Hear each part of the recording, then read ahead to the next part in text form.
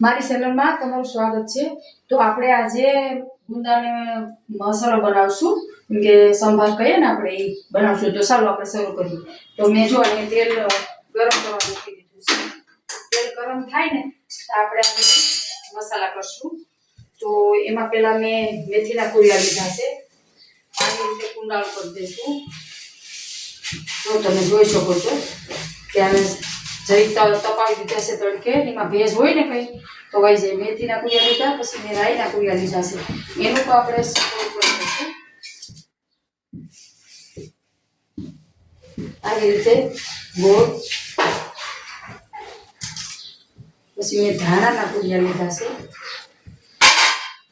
ધાણાના કુરિયાનો તો આપણે સરસ રીતે કુંડાળો કરી લઈશું।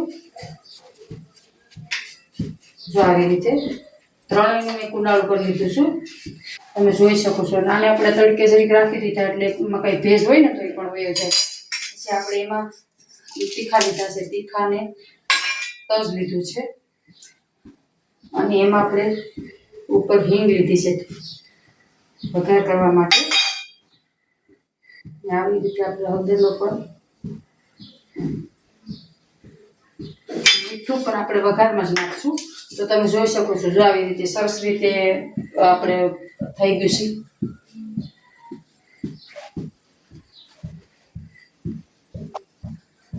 તેલ સરસ થઈ ગયું છે। તો હવે આપણે આમાં વઘાર કરશું। તો આ રીતે જો મીઠું પણ આપણે પહેલા ઢાંકી દઈશું એટલે મીઠું પાકી જાય।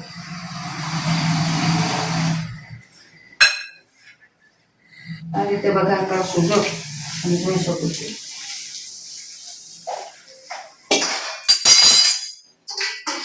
ઢાંકી દેવાનું, અને હવે આપણે છે ને થોડો વઘાર બેસી જાય પછી આપણે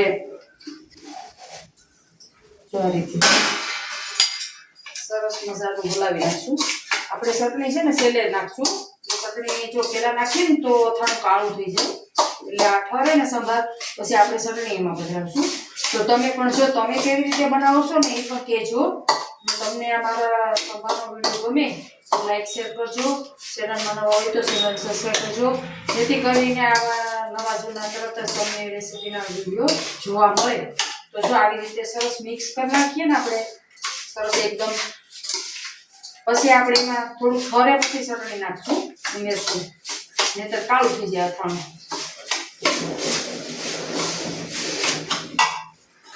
જોઈ શકો છો હવે તેલ થોડું ઓછું છે, મેં સિંગ તેલ લીધું છે। તમે જે તેલમાં બનાવતા હોય કમેન્ટમાં કહેજો કે તમે કઈ તેલમાં બનાવો છો।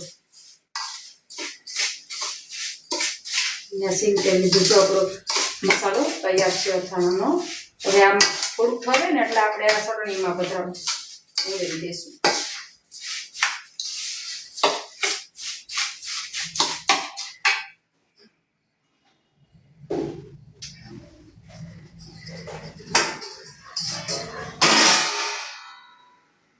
તો આપણે અડધી કલાક રાખ્યું ને ઠરી ગયું છે એના વિશે મેં, હવે આપણે આમાં ચટણી ઉમેરી દઈશું।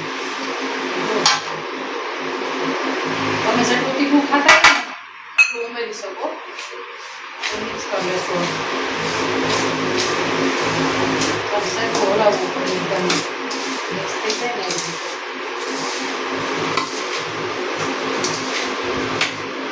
તમને મિત્રો સંભારનો વિડીયો ગમે તો લાઈક શેર કરજો। જો તમે જોઈ શકો છો ચટણી નાખી એકદમ લાલ મસાલા આપણે કદાચ નવા જે ચટણી મસાલા હોય ને એ નહીં ઉમેરવાના છે, નવા બનાવ્યા હોય ને તો એનો અથાણું સરસ કલર તો સરસ આવે, સંભાર પણ સરસ થાય એનો।